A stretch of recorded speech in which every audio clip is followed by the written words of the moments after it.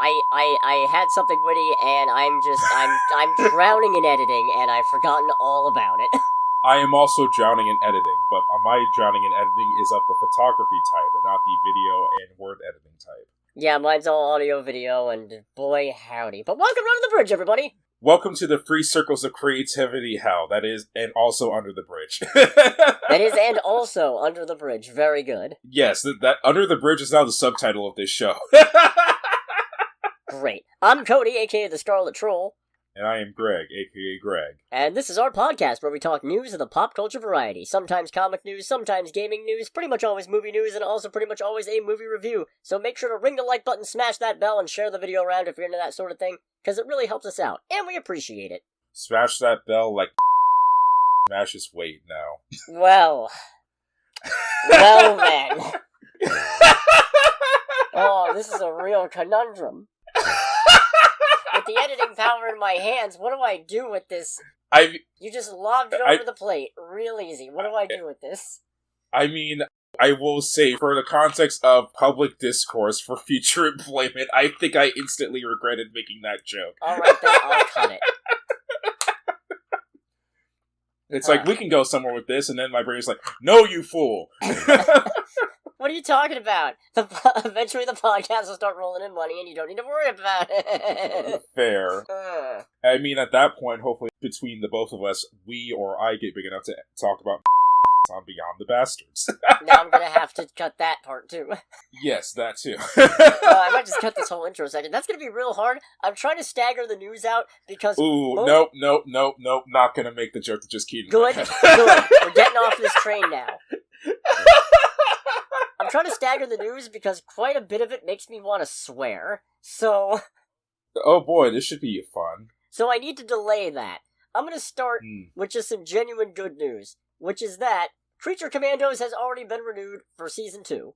Has Season 1 finished, or did they release it all in one go? No, it's still got 3 episodes left. Damn, that must be doing really good then. Yeah, apparently. I mean, it helps that, it's being made by the guy who's in charge of DC Studios, but... Well, that's encouraging. That's certainly gotta help. But also it's James Gunn, so, I like it anyway, and hey, yeah, give us more. Give us more of this. In a statement from Gunn and Peter Safran, co-chairman of DC Studios, we're thrilled to team up with Max for another season of Creature Commandos mayhem. From our spectacular first season of Peacemaker to the astonishing run of the Penguin to the record-breaking launch of Creature Commandos, Max has consistently delivered above industry expectations and beyond our wildest imaginings. Thank you, Casey, Sarah, Pia, Sono, and the entire team for your tremendous support of DC Studios.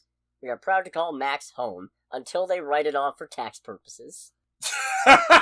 Please tell me he actually said Not that. part of the statement, I added that. God damn it. I was going to say, it's like, thank you all you guys for your help, and thank you the cast and crew of Batgirl for your humble sacrifice. This universal scales tip towards balance because of your sacrifice. Right. It's just Ebony Maw, but it's James Gunn. Ebony Maw is James Gunn in DC Price Wars, Incompetent CEO Edition. So Ebony Maw is James Gunn, not the other way around. So the alien is playing James Gunn. Okay. I didn't know. Alright. No, Creature Commandos is good, and you should watch it, especially since you still have Max. Yeah, I feel like I need to watch that in all of my adventures with Superman before I eventually cancel Max. Yeah.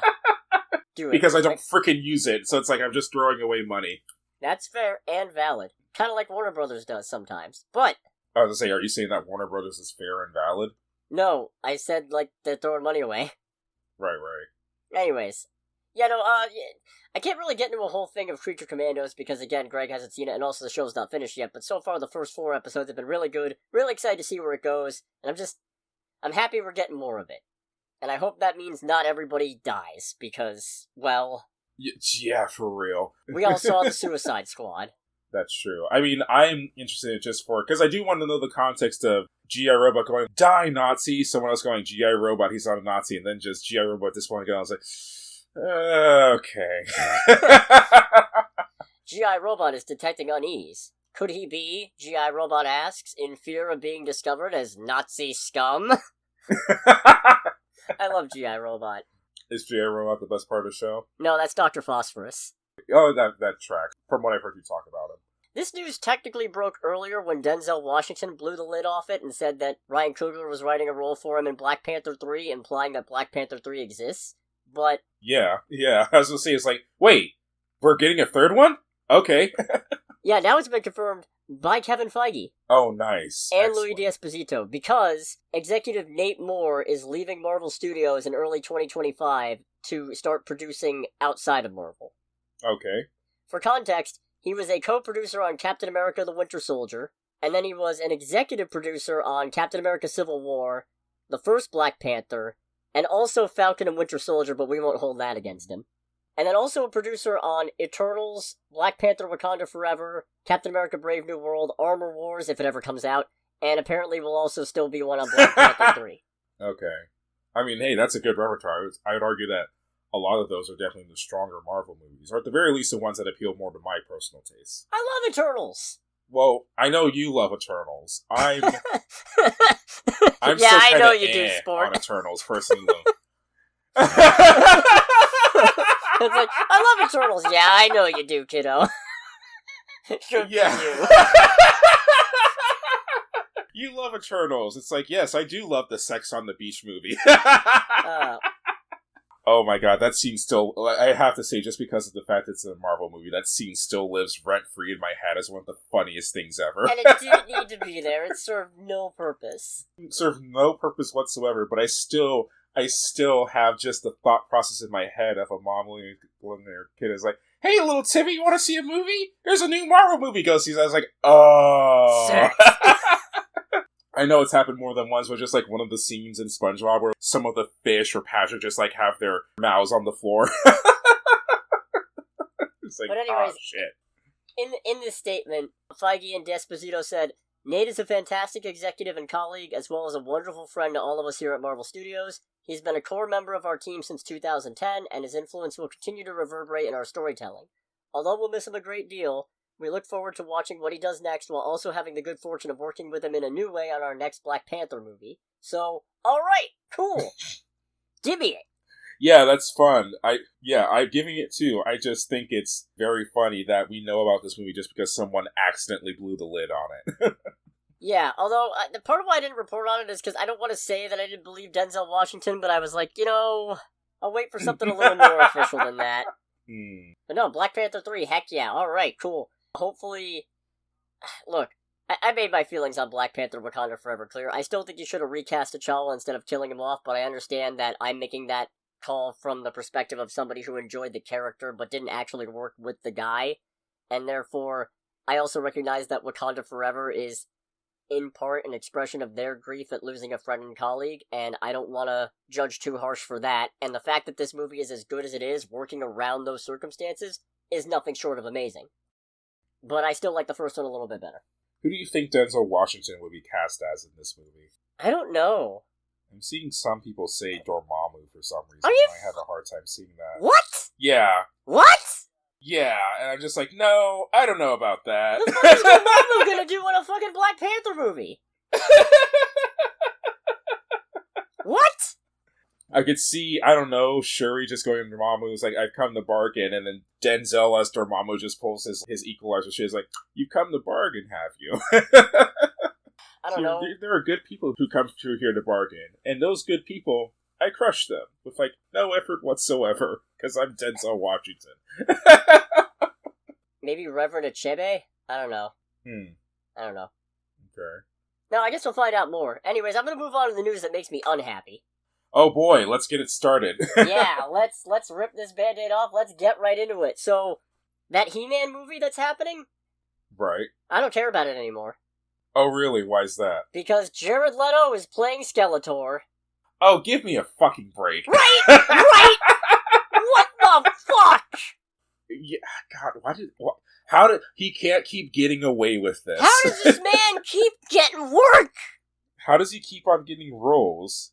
When is the last time 30 Seconds to Mars released music? I don't care about that. I care about he's bad in movies. Who keeps hiring this man? Who keeps thinking, yeah, this is what we're looking for? Well, that's what I'm saying, is like he does more things for 30 Seconds to Mars, and then that way he won't have time to do acting. Yeah, get back into music. Get back into music, please, Jared Leto. Because, I mean, God, you're not going to get a menacing Skeletor out of him, and you're not even going to get the ironic, fucking, wacky, stupid Skeletor out of him. You're going to get some weird, edgy, cringe, method-acting bullshit. Do you think he's going to peel the skin off his face, to be a method actor? I could see him doing that. I could unironically see Jared Leto trying to rip the skin off of his face in genuine seriousness. Yeah, I decided that I had to really get into the character of Skeletor, so I surgically removed all the skin from my face. I can see that. Also, did you know he's 52? What the fuck?! Yeah, I know, right? So no, this is just all around, what a terrible option. I don't understand how you can watch this man's casting and things constantly be reacted to with pity and revulsion and decide, more of this, please! This is really gonna rake in the money. That's the thing, too. I can't think of... Has there been any role that he's had that has been genuinely received positively that you can think of? Because you've probably seen him in more things than I have. Well, Wikipedia's down for me right now, so I can't pull that up. That's fair. Well, I have Wikipedia on my phone for... Why is it that Wikipedia works for me and not for you? I do not get that. I don't know, but I'm checking IMDb. Let's see. What was he in? What else was he in? Well, I haven't seen... What the fuck do you mean he was in Fight Club? What do you mean he was in American Psycho? Oh. As who? Who did he play in American Psycho? He played Paul Allen. Oh, he was one of the business... Oh! That would make him the guy that Patrick Bateman kills to Huey Lewis in the News. Oh, right. So that's probably one of his best roles, and that's getting overshadowed by being killed by Patrick Bateman. Oh, that's right. He was in Lord of War, and he actually did do pretty good in Lord of War as Nicolas Cage's brother. Was he? Huh. Yeah, he's the brother. He's the one who gets killed by, the African warlords when he realizes that they're going to use the guns that they're buying off Nick Cage to kill a bunch of civilians. Oh, I got it mixed up with that one movie. The one where the guy gets his testicle blown off. Which one was that? It's funny. I don't think I've seen a lot of movies where someone gets their testicle blown off, but for some reason that does not narrow it down. No, the Nicolas Cage one, I thought Lord of War was that one, but it's a different one. Ghost something? It wasn't Ghost Rider, it was something else. It's not Ghost Rider, that's for sure. No, I know it's not Ghost Rider. Prisoners of the Ghostland. Is that it? Oh, okay. I think that's it. Maybe that's it. Yeah, I don't think I've seen that one. Is that it? I don't remember. Wikipedia's not working for me. I forget. Yeah, Wait, who is he in Suicide Squad again? He's a Joker. He's the worst Joker.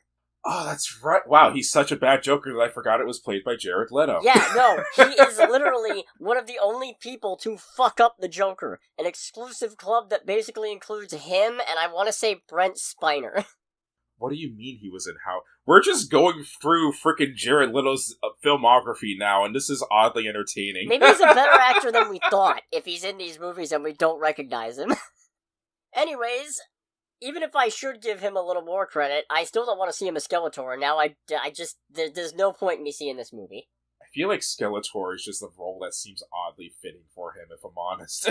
No, opposite. He's not menacing enough, he's not goofy enough. Need I remind you, he is one of the only Jokers who's not funny. Fair.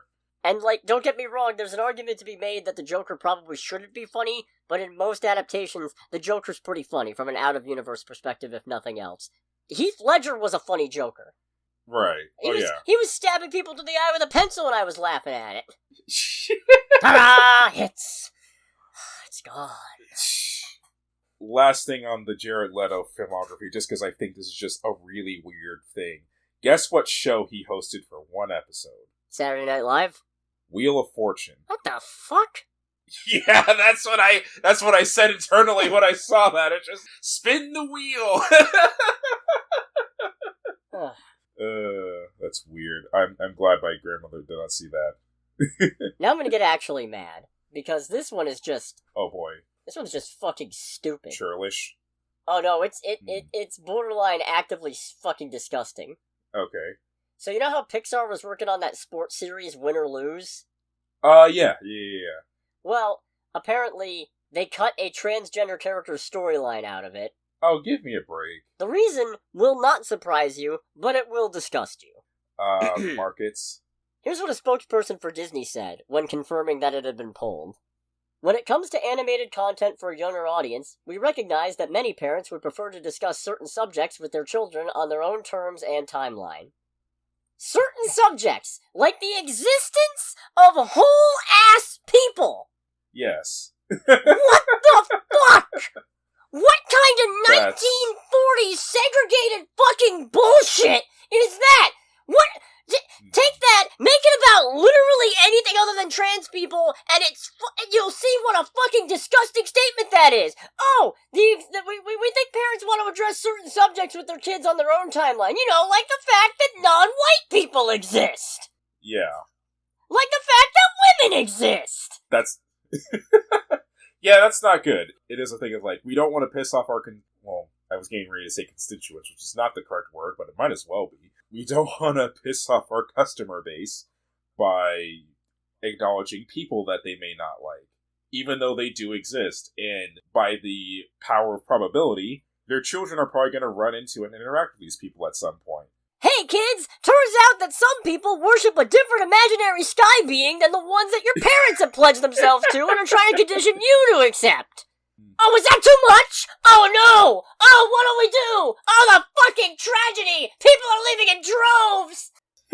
Fuck! That No, that's bad. actively fucking tilts me. No, it should, because it's just gross. It's just really fucking... Like, if you care about other people in any capacity and their desire and right to live and exist, that's and just... I barely do that!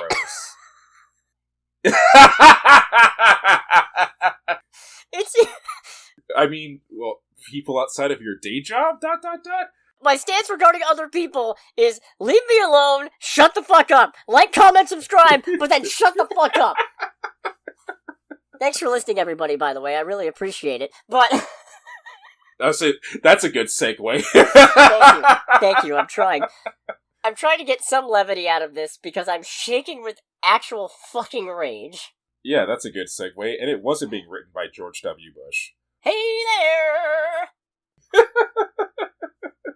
But yeah, no, that's just bad. That's just ridiculous. It's unfortunately not surprising in the slightest, because it is, of course, the thing of we're always going to be scared of acknowledging that certain people exist because we'd rather guarantee money than running the risk of losing what has to be a minuscule amount of money. I think the thing that bugs me most about it coming from Disney is the fact that when it comes to stuff like that, because I don't think this is going to be the thing that exists in major markets or anything like that. It's not like to the same level the Marvel movies, but... It's a streaming series! It's already not making you money! Yeah. It's anecdotal, but it seems like every time this kind of subject comes in during the creative process, Disney immediately goes, oh, we can't have that. And then when people find out about it, they get pissed. And it's like, well, yeah, but... And it's like, don't get me wrong, Disney has done a lot of things for LGBTQ people as far as representation, but I think, actually, if anything, that's also... And I'm just rambling at this point. Knowing that actually is what pisses me off more now that I think about it. Because my brain can't help but going back to Eternals as a prime example of how there was like a gay couple in Eternals, and the movie was pulled from like major markets that didn't like gay people, and Disney was just like, alright, cool, whatever. So I don't get back and forth on that kind of thing. That's what also makes it annoying at that point. Look, if I could bring it back to Eternals and the superfluous sex scene, I have long said that the main problem with that sex scene is that it was Icarus and Cersei and not Phastos and his husband. If you're gonna go there, just fucking go there, man. Piss off as many people as you possibly can. Right, honestly. Fucking assholes. Anyways, yeah, do with that information whatever you're gonna do. I was only marginally interested in this series. That kinda... Yeah. And I mean... Kills it. It really does. And I mean, I know it's not the only studio that does, and it feels a little dumb and hypocritical to say this is where I draw the line, even though plenty of other things that I like have probably done worse. But... I mean, it's one of those things where it's a general awareness thing. It's... Remember, kids, no ethical consumption under capitalism. Do whatever you want. I have a much more in-depth thought on that, but I don't exactly want to talk about current events right now. That's fair. It would also not be within the scope of this show. Anyway, be gay, do crimes, support trans rights, whatever. Yes. That sounded really insincere. Let people do whatever the fuck they want, and if you got a problem with that, fuck off. So, can I just say, off the Yeah. cuff, I enjoy our friendship, but I also acknowledge I may have spent too much time with you, because there are so many times where I'm having to actively stop myself from making further jokes. Nice. Nice. It's just like, why am I like this? This is really is the culmination of when we first met, and me going, it's like, man, you quip at everything so quickly. I wish I could do that. You just say, no, you don't. It doesn't turn off. It really doesn't. It does not stop. No, it does not. Anyways, fucking stop, and that's infuriating. In happier news slightly, it's only happy because I get to bring back a favorite segment of mine. Oh, no. I am happy to announce, and also disgusted to announce, the return of Pay Your Fucking Writers.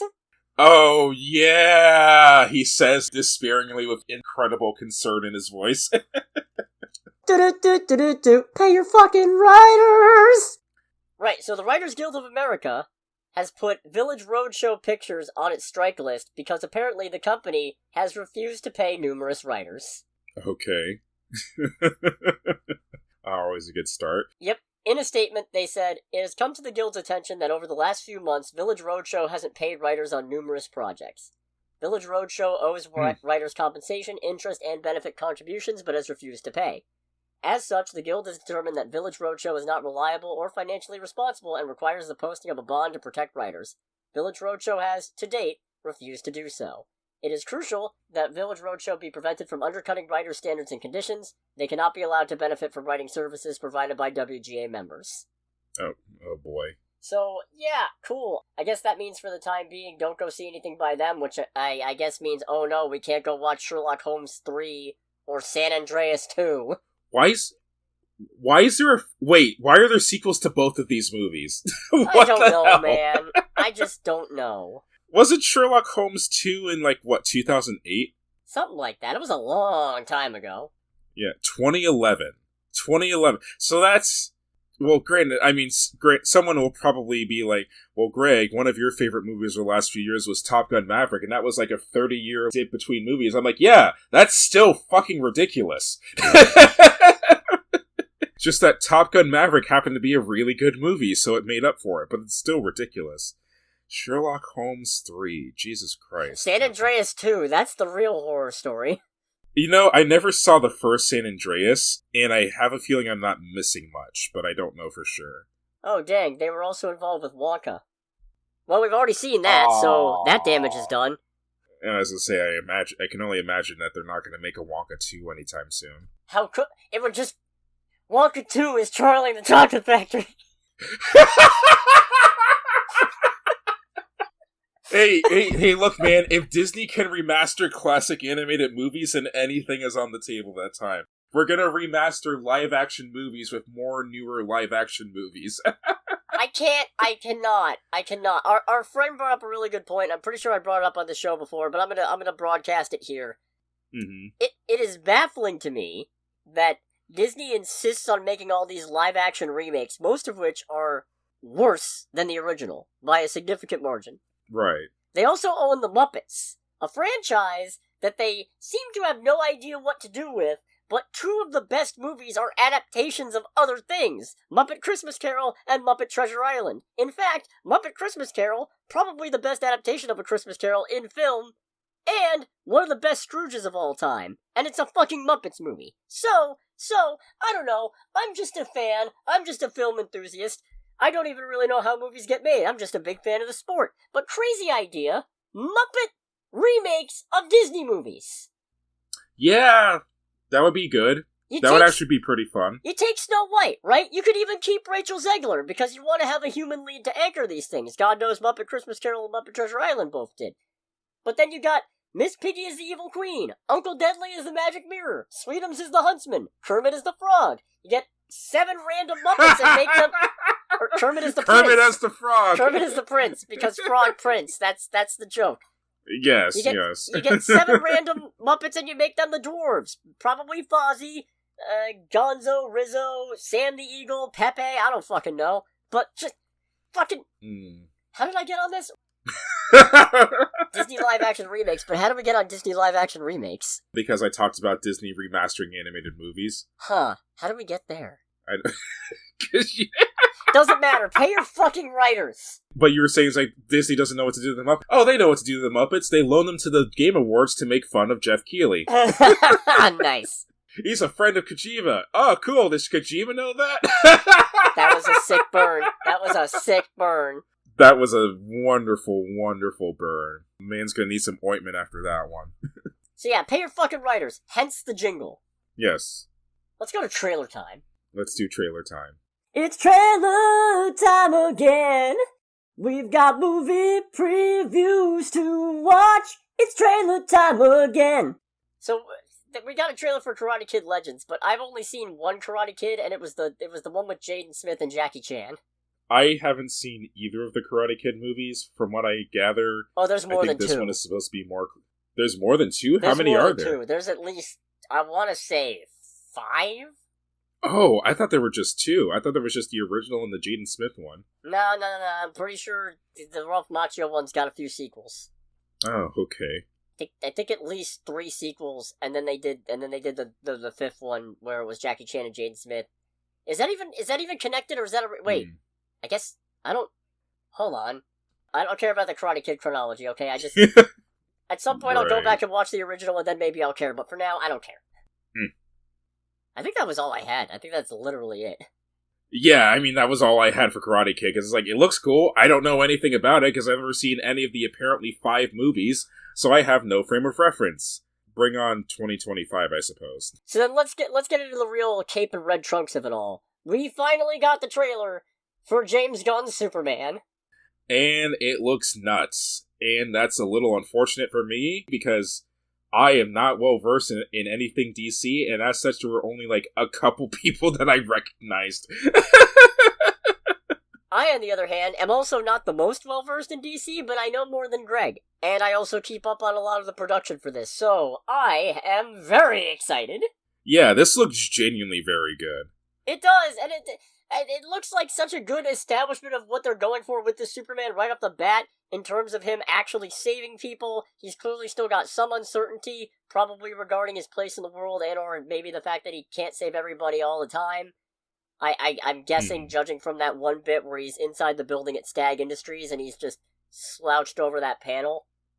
So I don't know. But the costume, I like the costume. We got Crypto, and Crypto is the best boy. We got a really good-looking Lex Luthor with a gun. With a gun? With a gun? Superman, you're here to test my latest invention. Gun! The Superman Shoothinator! Jesus Christ. But no, I mean, the bit where he saves that one kid from all the breaking glass and stuff, they've really nailed the Daily Planet aesthetic. His Clark Kent looks like a guy I could take lunch money from. Yeah. Amazing pick for Lois, just based on vibes. They communicated so much in this trailer, and barely anybody says anything.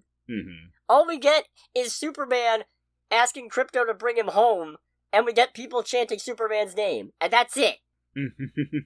But there's so much involved in this, and we see Nathan Fillion as Guy Gardner, and he looks terrible, but it's good to see him. Yeah, it's not a good look, but it's like, man, it's cool to see Nathan Fillion do more things outside of the Rookie. And he's got the stupid bowl cut.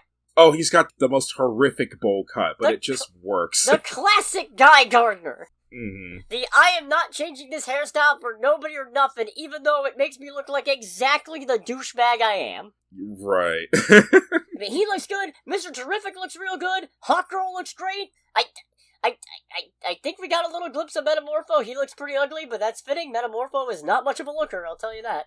Right. We got this mystery guy in black fighting Superman in the middle of a stadium. I think it's been hinted or speculated that it's a new take on Ultraman, but instead of being an alternate universe Superman, it's a clone, kind of like Bizarro, which I don't know how I feel about that, but we'll see how it plays out. We'll see how it plays out. We'll see how this goes. We got the Fortress of Solitude and the robots. We'll see how that works. We got Superman holding up buildings. Right. We got a dragon? We got a fucking dragon! Superman Isekai around the corner. Also, I really like that one bit with the kid raising the flagpole and calling out for Superman, but not calling out loud, just Oh, yeah.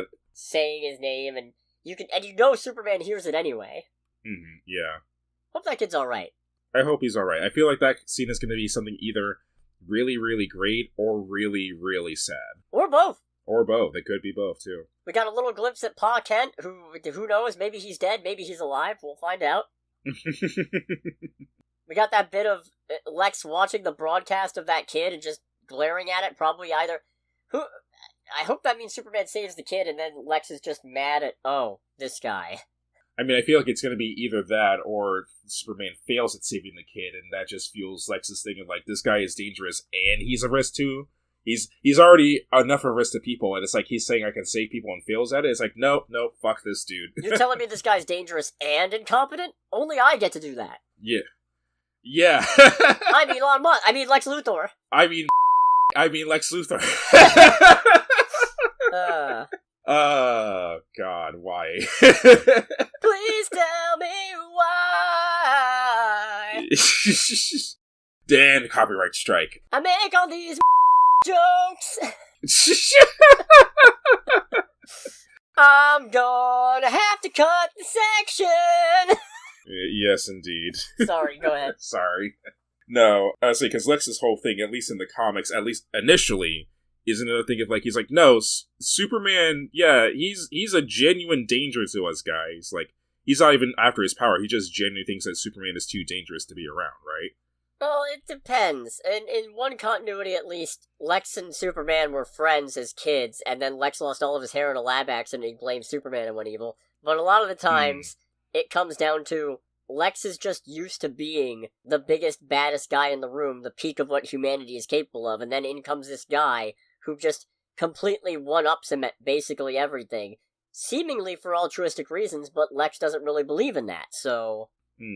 It's, this guy's too good to be true, which means he probably is. It's, I have problems with the 1978 Superman movie in terms of how it portrayed Lex Luthor, but as wacky Silver Age supervillain Lex, that was a good adaptation, and there is a line that there's an exchange that really helps capture the spirit of Lex Luthor across most mediums, which is somebody going, you think this guy's a phony or the real deal? Oh, he's real, alright. What makes you say that? Because if anybody was going to perpetuate such a fantastic hoax, it would be me! Right. Yeah, that sounds about right.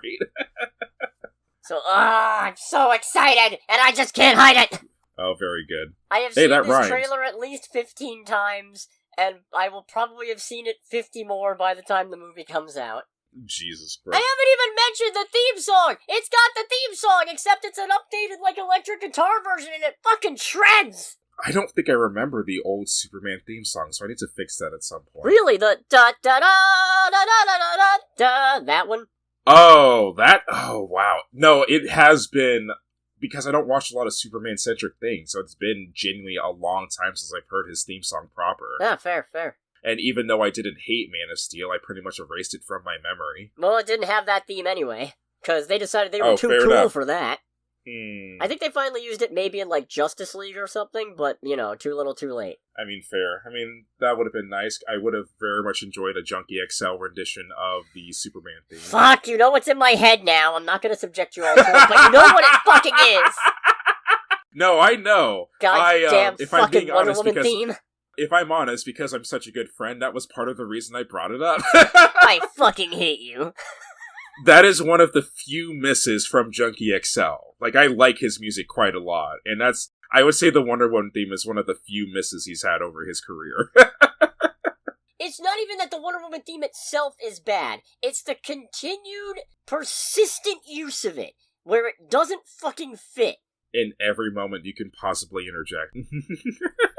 The problem with the Wonder Woman theme is that, with Junkie XL's Wonder Woman theme specifically, is that it is not a one-size-fits-all applicable to any situation kind of theme, and they refused to adapt it to the situation. I don't know, using different instruments. Kind of like doing an electric guitar version of the Superman theme. Except it's just the thing where it's just all it says, Wonder Woman walks into an office, Wonder Woman theme. Wonder Woman saves a museum from terrorists, Wonder Woman theme. Wonder Woman goes to McDonald's to order a McRib, Wonder Woman theme. Wonder Woman shows up at a funeral to resurrect Shazam, Wonder Woman theme. With a McRib. With a McRib! He's like, I've got just the thing to bring him back from the dead, and like just shoves a McRib into his mouth. Let's go to box office. Let's do the box office. We did see the highest grossing movie domestically this weekend. Oh, is that right? Yeah, it was Sonic 3 by a pretty wide margin. Oh, okay, because wasn't there another thing that came out this weekend too? Yeah, Mufasa. Yeah, oh really? Well, okay. Okay, so here's the funny thing. Sonic's beating Mufasa domestically. It made $60.1 million domestically this weekend and in total, but it's only sitting at $61.5 million worldwide at the moment. Now, Mufasa is kicking its ass at the global box office, but here's the funny thing, and it shows I am not an impartial, unbiased journalist, if you could even call me that. You can't, because I'm not. You're right. I don't find the news, I just read the news other people find. But you can tell I'm not an impartial, unbiased source because I only look into this shit when I have to. The thing is, Mufasa opened in pretty much all of its markets at the same time, whereas Sonic doesn't open in a lot of global markets until Christmas. Oh, really? Yeah. So, well, I guess it will have opened by the time this episode comes out, because this episode's coming out a day later than usual. But I'm not saying that means Sonic is gonna want Mufasa at the box office, but I am saying that Mufasa's current worldwide victory isn't because global audiences are rejecting Sonic, it's that they haven't got a chance to see Sonic yet. Yeah. And boy howdy am I taking some real pleasure in that, because fuck this photorealistic CGI remake fucking bullshit! What is the point? All it does is make the animals less expressive! It makes the movie look worse! Why are you doing this? What is the money laundering scheme? How do I get in on it? How much money are you making out of this money laundering scheme? So we did see Sonic the Hedgehog 3, both of us did. Yes, we did. That's it. Thanks for watching, everybody.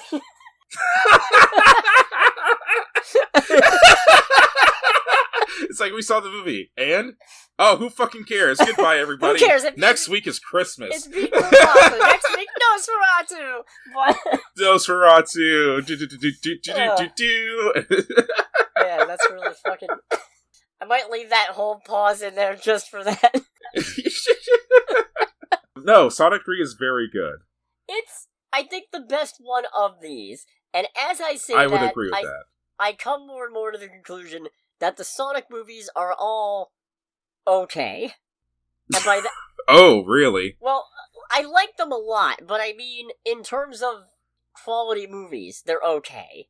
And there's enough frustrating, dumb things in each one of them where it holds it back from me going, yeah, these are great. What I will say, this is obviously with the hindsight of time, because I was gushing quite a bit about Sonic 2 back when I reviewed that. But with the benefit of hindsight, the main thing that these have going for them, I think, for me, is that these are decent adaptations of a property that I fully expected, if it ever got adapted by Hollywood, would be wretched. And we have a glimpse of what that would have looked like, because we know what the original movie design for Sonic was. Yes. It was not smooth sailing from the start at all. So these movies are a genuinely fun, engaging time, and it is impressive how they've taken quite a few things that weigh down other adaptations like it and turn them into strengths, like inserting some random OC original to character human person for the weird cartoon character to bounce off of. Usually that doesn't work. Here it works fine. Oh, here it works great. But I feel like I'm grading this on a more positive curve, and have been grading these on a more positive curve, just because I'm relieved that they haven't been worse. Because I know they could have been. Right.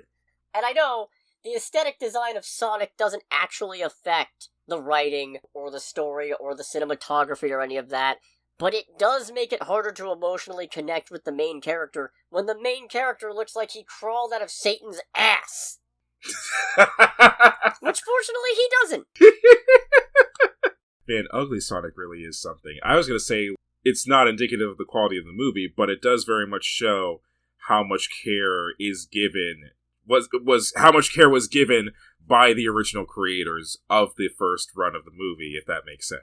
Having a Sonic like that, and being like, yeah, this is our Sonic, and this is our representation for the theater version of a very loved character and IP, that's the kind of shit that makes you go, like, the people bankrolling this have no idea what they're doing, and do not give a shit. Nope. it's not indicative of quality, but it is indicative of how many shits are given. Anyways, now that I have expunged my Sonic the Hedgehog bias, this is the best one of the bunch. This one, like, you know what I think? You know what I think finally cemented it for me and made me do this not quite turnaround but reevaluation? It's that I've never cried at any of these. That's an interesting limitless point, but continue. I've cried at some stupid fucking shit, alright? I cried at the end of Wicked, for crying out loud. I mean, to be fair, that I get why someone would cry at the end of Wicked. Well, yeah, no, but I have played a lot of Sonic games. Sonic doesn't define my identity, but it is one of those franchises that informed a lot of my tastes for a good period of my life. And the fact that I didn't cry at this, the movie that is an adaptation of one of my favorite Sonic games and introduced one of my favorite characters, and I didn't cry even during any of his emotional moments, kind of made me do a little bit of a step back and go, alright, this is pretty good, but why hasn't it driven me to tears? Fair. And the answer is because they have to cram in a lot of that dumb Zoomer humor for the kids. I get it. There's a lot of reference humor. I get it. I'm not knocking the movie for any of it. I'm just expounding on that idea. I'm rambling now. Yes, this corporate piece of media has not moved me to tears. God, this sounds fucking stupid. But I genuinely thought I was maybe gonna cry at a couple of points before I saw the movie. I was like, there are some key things that are probably gonna make me very sad. And they made me feel sad, but not too sad. It's kind of a rushed movie, if I'm honest. Yeah, I mean, I can see that. The movie's a good time, but there are definitely some moments where it's clear that a certain cut was made here or there that did not come off very well in the post-processing portion of the movie. Yeah, there's definitely some pieces missing. However, to its credit, because I feel like been shitting on this movie a little too much, and unlike Moana 2, I am not actually disappointed in this movie. Yeah, unlike Moana 2, this actually looks like a freaking movie, and not a TV show cut down to be a movie. No, yeah, this is a not the greatest edited movie, not a poorly edited TV show forced into the shape of a movie. But this isn't about Moana 2, this is about Sonic the Hedgehog 3. To its credit, it's a funny movie, the action scenes are great, the emotional moments still mostly hit, even if they don't hit as hard as I maybe would have liked as a long-time Sonic fan. And also, you know what? I also really like how they're leaning more and more into the game elements as this goes on. Yeah, I'm not familiar with the games in any sense because I've never touched any of the Sonic games really. But there were definitely some moments where just like, this is just something straight out of the game right now. Yeah, there's quite a few of those. There's a lot of game homages, some of which land better than others. There's one in particular where I thought, that delivery, nah, no, thank you. But there's a lot more game musical cues, a lot more little winks and nods and cameos here and there. Things that I, honestly, after the first movie, never would have expected to see in a Sonic movie, even if it's not in the same context. And I appreciate that. I also really appreciate that after the wedding scene in Sonic 2, they really made the human characters' focus points in this work better. Because the wedding scene in Sonic 2, I have said and maintained that if Sonic 2 had been a slightly worse movie, that probably would have wrecked the movie for me. Yeah, it was kind of... I remember watching it. I think we watched it for a group movie night, and while I enjoyed myself with it, it was a thing of, this is just on the cusp of being bad in a couple spots. Going from being Sonic like movie. good or okay to just straight bad. You're just watching this unfold going, Sonic movie. Yeah. This is a Sonic movie. But no, the human characters are utilized a lot better here. Partly, I think... Actually, are they?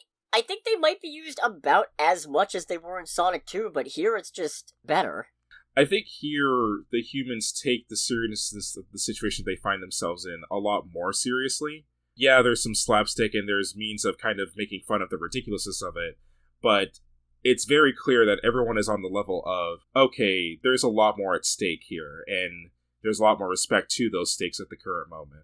Actually, you know what? That's it. That's what the thing is. It's that The human characters only really pop up when the plot shifts to needing their help. It's not like in Sonic 2 where we get occasional cutbacks to Tom and Maddie and it's, okay, yeah, I like these characters, but I'm here for Sonic, Tails, and Knuckles. So, like, if you could. Yeah. Like you said, the movie uses the humans when the humans are needed. And when they're needed, the humans do, all in all, a pretty bang-on job. Yeah.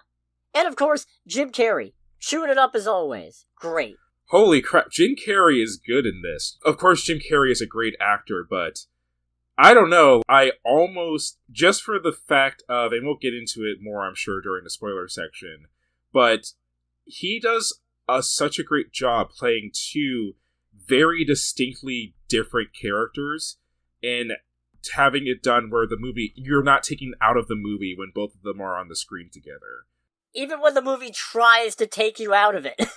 Yeah, it's like he does such a good job just owning both characters' personalities and their quips and how they do things that he does just such a great job of making it as like these are two very individual characters. This is not Jim Carrey playing the same person twice. These are people that are basically separate from one another. I would honestly say between that and the movie magic that makes it work with both characters being together, this is probably, for at least for the limited time I've spent watching Jim Carrey in movies, one of his best performances.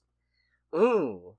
I guess if you take Robotnik across all three Sonic movies, I'd agree. I don't know if I'd call this a best on its own. But also, yeah, it cannot be understated. Huge shout out to all the effects people, the camera people, the cinematographers, whoever's responsible for blocking, all the people who came together to make Jim Carrey playing both Dr. Eggman and his grandfather Gerald Robotnik actually work, because these two characters actually physically interact with each other on screen very often. Multiple times. Yes. The amount of work that had to go into pulling that off must be crazy. I can't wait to find out how, because holy shit, guys. It kind of reminds me of, I forget what the movie's name is, but there was a movie that I think it came out in the early 2010s, where it's a gangster movie set in Ireland, and Tom Hardy plays two twins who are both involved as gangsters. No, it's not Capone. Capone was more recent than that, I think. Was it? Hold on a sec. Hold on. No, it was more recent than that. Tom Hardy, identical twins. Yeah, it's not Capone. It's Legend. It's okay. Legend. Yeah, the movie's just called Legend. And that's one where I've only seen bits and pieces of the movie. To that end, I don't know if there are any moments where both characters that Tom Hardy's playing actually physically interact with one another. But the clips I've seen of them just being in the same room or sitting next to each other are very, very well done. And there's no hint of some weirdness going on. It does do a great job of making it seem like the two of them are just in the room together. Mm. But anyway, regardless of that, anything else you have before non-spoilers? Oh, yeah, so we spent all this time talking about the humans. The Sonic characters in this, also really good. I mean, Ben Schwartz would never in 1,000 years have been my first pick for Sonic, but he's really knocking it out of the park. Colleen O'Shaughnessy establishing that, yeah, she's Tails. Idris Elba as Knuckles. Great, really funny. And then Keanu Reeves as Shadow. Yes! Just, yes! Oh no, he does great as Shadow. I will admit, I was a little skeptical of Keanu playing Shadow just from the couple lines of dialogue we got from him in the trailers, because it just seemed like the usual brooding John Wick-esque Keanu Reeves. But he does very good in this. He definitely does a good job, even though a lot of Shadow's character is just brooding constantly. There's still a good amount of emotional depth in that brooding dialogue. Which, if anything, does show... I know I've been quoted saying that Keanu Reeves sometimes has the emotional range of a turnip, but goddamn if he's not an extremely talented one, because he does a great job, even with that same brooding communication style, verbalizing genuine emotional depth within Shadow as the movie goes on. Plus, I mean, it's Shadow the Hedgehog, so you kind of want brooding, and you kind of want edgy, and you want detached a little bit. Shadow does not really do happy, you know? No, he does not. Happy is not his middle name. Unless he has a gun. No, his middle name is The, clearly. Yeah, his middle name is... Shut the fuck up. Yeah, it's Shadow the Hedgehog, obviously. Jesus Christ. He can't help you now. Mm. It's so funny how we barely said anything about what happens in the movie. Like, not even the basic premise. Just, yeah, this is pretty good. Yeah, this is a good time. Oh, Kristen Ritter does a good job. It feels like she was supposed to do more, though. It does feel like she was supposed to do more. There was a particular point in the movie where she just goes away and is never seen from again. Oh, that might be a spoiler. No, I think it's fine to say she just vanishes off the face of the plot, and that's it. Yeah, she just vanishes, and it's just... I feel like you were supposed to be more involved in this movie than you ended up being, but hey. Who knows? Maybe in whatever... Maybe in some kind of spin-off project, maybe in Sonic 4. Mm-hmm. We'll see, I guess. Right. That was a little weird, and it really does feel like she was supposed to be more involved somehow, and they were just like, there's too much going on here. We gotta cut it. Yeah, it's like, look, man, we need to have this movie still be really good, but have a shorter runtime than Craven, alright? For the love of God, keep it under 2 hours. Keep it under 2 hours. Right, I didn't even mention it in box office. This has at least I don't think I mentioned, it's got did I mention the budget? No. 122 mil. Oh, okay. Do you think? I think it'll make a profit. We really got to see how the broader global release pans out, because this is one of those things where it could be if the movie's already leaked online or if enough spoilers get out, maybe people won't go see it, but it does have positive word of mouth and an A cinema score, so we'll see. Okay, good, very good. I mean, I'm seeing it at least one other time because we got a friend coming in from out of town and wants to see it, so. Right. 3 watches of Sonic 3 for me, I guess. Mm. I like this movie, but I really wish that I had this time to dedicate, and I probably do, but it never feels like I do, to dedicate to the movies that I really, really enjoy. Right. This is not one of my top 10 movies of the year. This might be top 20, but if it is, it's probably very close to not being in it, I think. And a lot of it's just because a lot of the references and a lot of the music cues and a lot of the other stuff just makes the Sonic nerd in my brain go, yeah, look at that. Like a particular theme song. We'll get to that. So, yeah, but all in all, definitely worth a watch if you haven't seen it already. Oh, yeah. Yeah. I think we're good to go to spoilers, yeah? Probably. Alright, so if you don't want to get spoiled on Sonic the Hedgehog 3, make sure to click away in 3, 2, 1. So, one example of a little dumb cameo that I like, when Shadow and Maria in the flashbacks are watching that Beware the Alien Freak movie, the kaiju in it is very clearly based on the Bio Lizard, which was, in the games, the prototype Ultimate Life Form, the thing that was basically the run-up to Shadow. Oh, okay. Yeah, but it was a giant lizard that needed a life support system, and it was ugly. Alright. And giant. I love the bit during all the flashbacks where Maria's getting Shadow to do stuff, and he's still just looking around, scowling like, what the fuck is this? I'm being made the plaything of this small teenager. Just draw the bunny face over his tank. That's great. Oh, that was so cute and very funny. So, Team Sonic, as they're called, much to Knuckles' chagrin at least, are called in to help gun guarding units of nations, or getting ultra nasty, depending on who you ask. That is still a stupid name, regardless.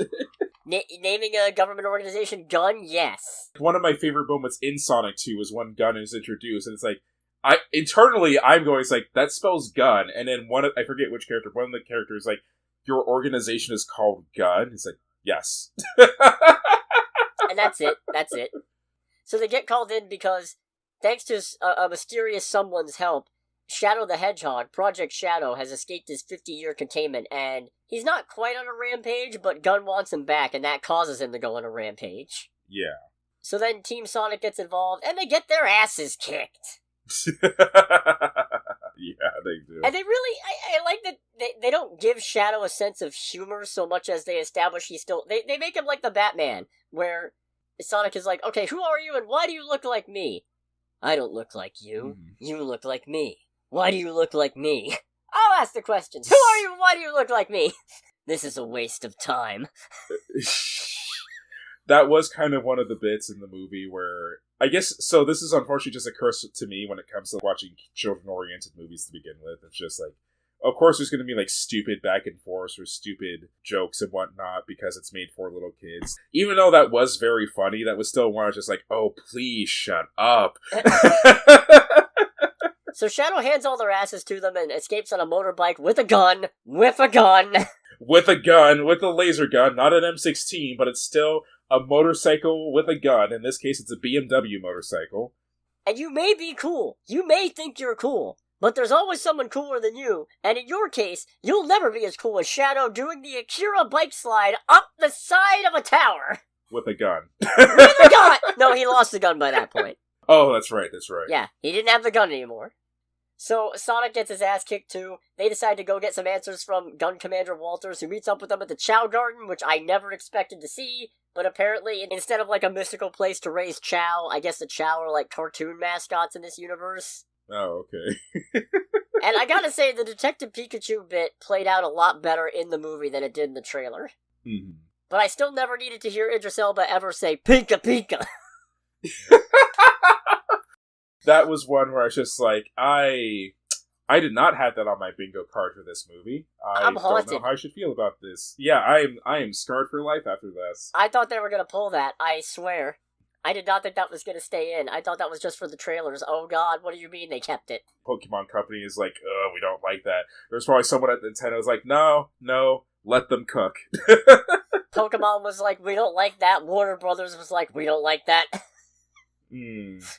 Anyways, they find out from Gun Commander Walters that the details of Shadow, in that 50 years ago an accident happened, he lost some people, he was locked away, and something. Then some Eggman drones show up. The commander is injured or maybe killed, it's never made clear. Yeah, it really isn't. And he gives Sonic a launch key for their most powerful weapon for some reason. Yeah, that was weird. This is where I feel like there was supposed to be something else, because he goes, you're the only one I trust, and immediately Kristen Ritter's character, Director Rockwell, shows up, sees the key is missing, assumes that Sonic and company took it, which I assume was supposed to be like there's a schism in Gun a la Hydra and the Winter Soldier kind of thing, but they don't ever really get into it, and there's nothing to indicate that she's not actually working for Gun, just maybe a little racist against aliens. Which isn't good. Don't get me wrong. Don't be racist, kids. Do not be racist, kids. Don't be racist adults. Yeah, don't be racist adults. Just don't be racist, full stop. I have to clarify, because if they don't know that I'm talking to them, they'll assume it doesn't apply, but it applies to everyone. Don't be racist. It's really easy to not be racist. I have unlimited editing power, and this is what I choose to do with it. Unlimited editing power! So they end up tracking down some mystery man who helps them deal with the drones. Turns out it's Agent Stone. Turns out Eggman is alive. He's gotten fat. They decide to work together. That doesn't last too long, because they track the signature to the abandoned base where Shadow was created. It turns out the professor who was on the project is both alive and is Dr. Eggman's granddad. So Eggman turns on them. I like that Knuckles is afraid of ghosts. That's really funny. Okay, that was very funny, but the Shadow jump scare was perfect. That was good. That was genuinely very, very good. It's like, that is the most perfect jump scare I think I've seen in a while. Because I hate jump scares. I fucking hate jump scares. They're genuinely cheap as hell. But it really just was a thing of like Knuckles having his fingers like keep it together, just panning over. It's like, say how it goes, boo, and it's not scary, not really, but it's still just great. Yep. We get a great line from Eggman where he and Sonic are talking about the merits of family, and Eggman's espousing that he doesn't care. My parents are gone. I have no siblings, no aunts, no uncles, and something about me renders me completely unattractive to all possible genders. Which, good on him! He's showing more acknowledgement of diversity than Disney! Oh, God. Wow, Eggman is progressive as all fuck. Hey, I'll have you know that the Sonic Heroes American Manual describes Dr. Eggman as a romanticist, a feminist, and a self-professed gentleman. Yes. So it's canon. Very good. So that's good. Sonic decides to break into Gun headquarters and steal the second key for the Eclipse Cannon, which is a mega weapon that Gerald designed in exchange for his freedom, which I wonder when he built that? Didn't you say that that's something from the games, too? It is. It 100% is, but it was built 50 years ago in the games. Here it's implied to be a relatively recent creation, I assume, because of the fact that Gerald was let out. Gerald says he was gone from Eggman's life because he was locked up in jail, but he got let out for designing the Eclipse Cannon. But the Eclipse Cannon's already built by the time this movie starts, which would have taken some time, I assume. Then again, he could have been lying. It's confusing. It's a little confusing. So they decide to steal the second key so Eggman can't get it, I guess? Which, yeah, that was a little weird. You'd think just maybe warn Gunn, but I guess they don't trust Gunn right now because Walter said don't trust anybody, and also Shadow's story was sad, so it's a little all over the place. They get Tom and Maddie's help. They break into Gunn headquarters in London. Tom and Maddie disguise themselves as Rachel and Randall. Maddie as Rachel goes full Karen on the guy at the front desk. Which led to what I thought was a pretty humorous mistake in editing. Because the guy at the desk, during most of this whole bit, he has two guards behind him, and then it cuts to, like, a close-in of him, and the guards are gone. And I'm initially thinking, it's like, oh, this is a funny bit if it's like a thing of Rachel Karen so hard that the guards are just like, fuck this. And then in the next scene with the front desk guy, the guards are back up. I was like, ooh, that was a bad cut. Wouldn't it be funny if, and also a little infuriating, if the one time someone else tries to Rachel and backfire and she got tackled?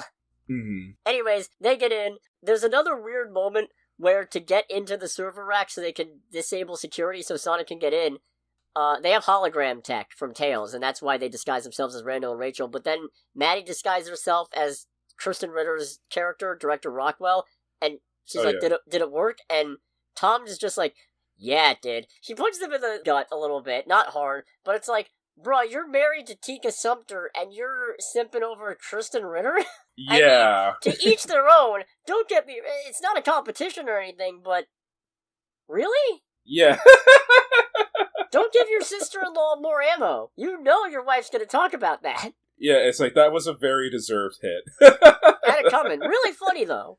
Oh, yes. We get Eggman and Gerald just dance-numbering through a laser hallway, and I'm very confused because the reason they don't get instantly evaporated is because he made them some laser absorption and dispersion thingamajigs, but the lasers never hit them in the head, which are completely uncovered. I made it so that they're temporarily reflecting laser. I'm like, there's nothing protecting your heads. Yeah, no. You should have been decapitated 100 times at this point. And then Stone realizes that Shadow and Gerald are up to something, and they don't just want to rule the world, because they're in the little ship base making, as Shadow would call it, revenge guac, and watching the same soap opera that Eggman was vibing to when Team Sonic first found him. And it's really good, because the whole setup of the thing is that these two brothers are in love with the same woman, and they're about to duel to the death over her or whatever, and Shadow's just standing there watching this, and he just goes, Gabriella should kill them both. She's not a prize to be won. It's like, oh, okay, way to go, Shadow, alright! Shadow has been involved in the soap opera. He has stakes and he has skin in the game now. I think it'd be really funny if, now that we're in spoiler section, and we could talk about the fact that he dies, but not really, it would be really funny if whenever he next shows up, he's still watching this show. Yeah. Not invested or anything, just sitting there, like he's moved into Sonic's cave or something, but he's still got Cable and then Rouge or whoever finds him, and he's just sitting in an armchair or something, watching this show, stone-faced, eating popcorn or something. Well, like angry stone-faced. Yeah, no, Shadow stone-faced, you know. I don't care for any of this, and yet I can't look away. Right. A whole gravity sequence happens because Director Rockwell saw through all their stuff, and it's weird because you feel like everybody on Sonic's side should probably get arrested for breaking into Gun headquarters, but they don't. Yeah. They just kind of all get to walk, and I guess presumably it's because they have bigger problems because they had the Robotniks apprehended, so it's kind of a mess. Yeah, that part's a little bit of a mess. But Tom gets the second key by disguising himself as Commander Walters and getting Rockwell to hand it over, so I guess that means he's not dead, or at least he hadn't died yet, or maybe he did die, but the news didn't reach her. But once he ducks into another hallway, Shadow warps in, sees him, assumes it's the actual commander, punches him in the gut, almost kills him. Yeah, almost actually kills him. Takes the key, so now they got both keys. Sonic is very mad because Tom almost died, and he wants revenge, and he wants to use the Master Emerald to go supersonic, and Knuckles is like, we can't do that. I left it in the hands of the most incompetent person I know. You'll never get it from him. I fucking hate Wade, alright? I'm so fucking sick of him. So that's a callback to the show, right? I don't know! I didn't Okay. finish watching the show because I realized it was Wade-centric, and I was like, I'm not watching the show for Wade, I'm watching the show called Knuckles for fucking Knuckles! I just love the bit of how Sonic's like, Wade, give me the emerald. And it's like, no, Sonic, I was told to guard this emerald with my life, and if that's what I need to do, Sonic takes the emerald. Well, I tried. That was pretty good, but Just the face he has as he says, well, I tried, was just the best. It was like, yeah, about what I expected. That was pretty good. Yeah, that was fucking good. That was pretty good. Knuckles leaving it with him, though. Infuriating. Mm-hmm. Source of ultimate power in the universe. Leave it with this fucking dipshit who's using it as a hockey puck! Yeah, I was just like, oh, you stupid motherfucker. Dishonor! Dishonor on you! Dishonor on your cow! Dishonor on your cow. So, it turns out, Gerald and Shadow both actually want to destroy the world because Maria died in that incident 50 years ago, and now Gerald's mad with revenge, and he wants Shadow to be mad with revenge, so they're gonna blow up the whole planet and destroy everything in a 25,000 mile radius, including the space station. At which point... Which Robotnik just very justifiably just looks and goes, what? You can't do that! And for me, this is kind of where Jim Carrey as both Robotnik and Grandpapa really comes in. Because at this point, it's like the tonal shift between these two characters really comes up. I don't know, it kind of falls apart for me, because he's still playing both characters funny, and I feel like at that point, Gerald should stop being funny.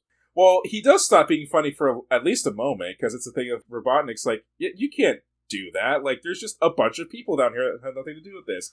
And Gerald is just like, no, humanity is a failed experiment, and I've seen it with my own eyes. So this experiment needs to come to the end. And he is dead ass about that. No, he does it, but he doesn't keep it up. And I feel like at that point, there should be a shift, because he's not being the doddering granddad anymore. He's just committed to total human extinction. And I feel like if he's that dead set on it, he shouldn't be making quips like, oh, I was saving this for Comic-Con. Fucking what? What? I guess there won't be a Comic-Con now. I did like the bit when he makes the giant fist from the gadget. And also, he didn't put an override into the suit that he gave his grandson? That's kind of fucking weird. He must have really thought that his grandson would be on his side the entire time.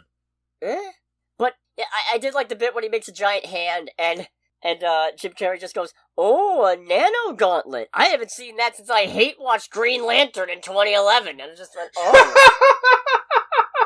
Warner Brothers is gonna have some real beef after this one. Yeah, it's just like, ooh, that's a deep cut, isn't it? Them's fighting words. Indeed. So, Sonic goes super, he fights Shadow, drags Shadow back down to Earth. Shadow manages to knock the Chaos Emeralds out of him, which should bug me a little bit, but it's also canon. That has happened before, so I can't really be upset about it. Oh, okay. Yeah, right at the start of Sonic the Hedgehog 3, Knuckles manages to come up from underground and just knock all the Chaos Emeralds out of Super Sonic. Nice. Yeah, no, it's pretty funny. So then, they both go super, they get in a big fight, punching each other around the planet and such. Sonic gets the upper hand. Shadow's been talking shit this whole time going, where are your friends? Why aren't they here? Let me guess. They tried to stop you, so you turned your back on them. What kind of hero abandons his friends, his family? I thought you cared for them, especially that one. What was his name? Tom? Don't say it. It's Sonic went, keep my Tom's name out your fucking mouth. Bang, zoom, straight to the moon. It's the thing from Halcyon. It's like, don't say it. It's like, maybe you should, nail it to a door. Don't you fucking dare. Like a Protestant. Bam! Sonic finally realizes he's being consumed by vengeance, does a whole speech. Shadow comes around, decides not to destroy the Earth after all because he realizes Maria wouldn't have wanted that. They both go super. Yeah. Live and Learn starts blaring. We already got an acoustic version right at the very start, and that got me very excited, along with the level clear. But then at the end, you just hear. I love it! It's so fucking good, and you've got them just flying through space, destroying robots and shit! I love it! You get the Shadow in the Chaos Spears! It's the Chaos Spear! It's so fucking good! Very good. Gerald gets one up on Eggman, but then Tails and Knuckles show up. They help Eggman. Their timing is suspiciously good. I don't see how they could have possibly pulled it off the way they did. But, but for the grace of the writers. We don't know how they were able to get up there. Like, they went from being on Earth to just being at the space station. They could have used a ring, but my question is, Robotnik was falling out of the station into space. Were they in space? Yeah. Anyways, that's not the important part. They managed to... Gerald gets a very undignified death. Just zapped in the butt with a supersonic quill into a field of chaos energy and just spatters out like he hit a bug zapper. Which was the funniest fucking thing. It was pretty good. That was insane. That was... I feel like that's the closest reaction I've had to a scene that parallels Dalmatians Killed Me, Mom. Yeah. Yeah, just because of how insane it is. Yep. So they realize they can't stop the cannon from firing, but as Super Sonic and Super Shadow hold it back, they're like, we can redirect it. So they start pointing it away from the Earth, and then Sonic kind of falls out of super mode and starts failing. Shadow can't really hold it back by himself. They end up slicing off part of the moon, which is a great moment of Eggman going, I did it! And then as soon as he cuts off part of the moon, he just looks at Tails and Knuckles, look what you did! Right. Tails and Knuckles save Sonic. Shadow and Eggman decide to stay back because the Eclipse Cannon is going to explode and result in, when Shadow asks what does that mean for Earth, Eggman just goes, nuclear atmosphere, rain that kills the crops and melts your flesh. Other than that, which is honestly one of the most Peter Venkman, Bill Murray things I've heard in a while. Oh, yeah. Other than that.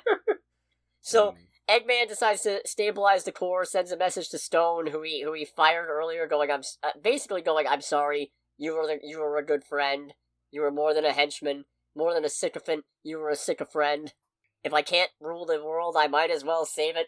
Shadow's pushing the Eclipse Cannon away from Earth's atmosphere so when it explodes it doesn't kill them all. Goes boom, they're both probably dead, except not. We already know from one post-credit scene that Shadow is alive, which means Eggman could very well be alive too. I think Eggman is dead. If Shadow got out, he could have gotten Eggman out. Yeah, no, my whole thing is like, okay, so Shadow survived because he is a literal alien who's basically a walking nuclear reactor, and as we can see, has ridiculous strength, stamina, and endurance. Eggman is still just a guy. Yeah, but Shadow can teleport. Even still, I definitely feel like if Eggman does survive, that does kind of do a disservice to the whole bit that he does at the end of the movie, too. I mean, it's pretty much... we thought he could have died at the end of the second one, and he was still alive. I'm not going to be that surprised if he's alive, alright? Yeah, I mean, I won't be surprised, but I guess I'll be at least a little bit disappointed if he's still alive. Anyways, Sonic learns the real superpower of teamwork, apologizes to his friends. They make a big giant s'more for Tom, and then Sonic and Knuckles both eat it, and then Sonic just goes, Knuckles, how could you? Which... we get bookends of Ozzy the dog getting his dialogue subtitled. At the start of the movie it was, you stole my humans, and then at the end it's, I want love. Poor Ozzy. Poor Ozzy. It's like, oh, you poor thing. I'll adopt you. And then, yeah, one of the post-credits is Shadow's alive, and he gets one of his rings back. The other one is Sonic overshot a race with Tails and Knuckles, and he ends up in New York State Park in the middle of the night, and ends up getting attacked by Metal Sonic. And then it turns out there's a whole fucking little army of them, and then they all get dealt with by a mysterious hooded figure wielding a giant red and yellow hammer, because we're getting fucking Amy Rose and Metal Sonic. I'm very excited. I assume we have no idea who she's going to be voiced by yet, right? Not yet. I mean, we didn't know Keanu was Shadow until this year. Oh, fair. I don't know who I'd want either. I just don't know. Kristen Ritter. If anything, Kristen Ritter would make a better Rouge. That was actually a theory that maybe she was going to be Rouge, and then when it was revealed she was playing a human, maybe she was Rouge in disguise, especially once it turned out there was hologram tech, but before we knew it was Tails tech. Right. However, that doesn't mean that she couldn't still technically be Rouge in disguise, and maybe that's part of why her character got a lot of stuff cut, because it was supposed to turn out she is also an alien. But who knows? Who knows? Right. This was a good time. This was a very good time. Did you say anything after that, or did you just... No, I just thought that's the end of our show. Okay. That's all, folks. But no, yeah, I think this is definitely worth it. I mean, like, as you can probably tell, 100%. a lot of my gushing comes from being a fan of the Sonic material, and seeing it adapted in such a way is really hitting the dopamine centers of my brain, so I like it less for a movie than I do for as an adaptation of Sonic. But as an adaptation of Sonic, like I said right at the start, it's better than I ever would have imagined a Sonic adaptation could be if you told me they were making one. You got anything else? No, I mean, other than just this movie's really freaking good. It's very well made. It's a fun time. It's got surprising amounts of depth to it. Oh, the one thing you know what? The one thing that I didn't mention that seems just like really weird to put at the end, but it was something I was just mentally like making a note of. This movie's soundtrack is insane. Yeah!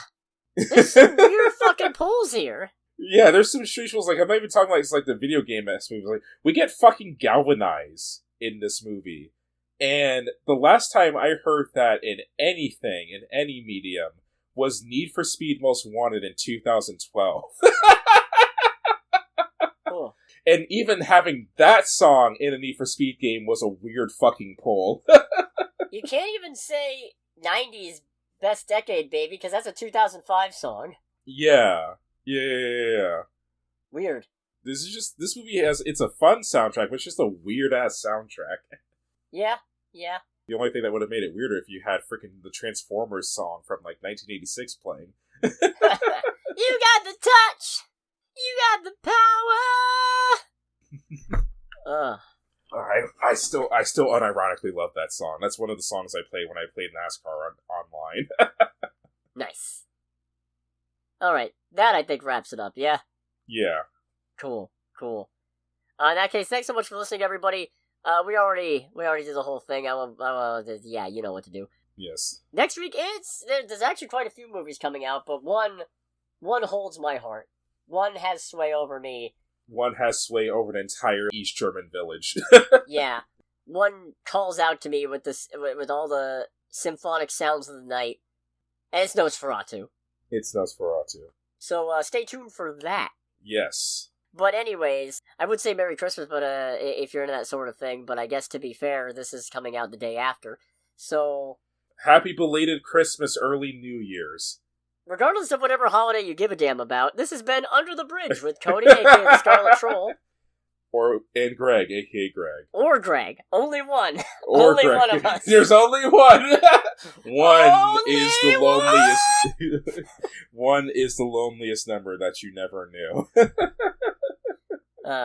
It shows anything to show for it. 2 can be as bad as 1. Goodbye. It is the loneliest number since the number 1. Jesus Christ.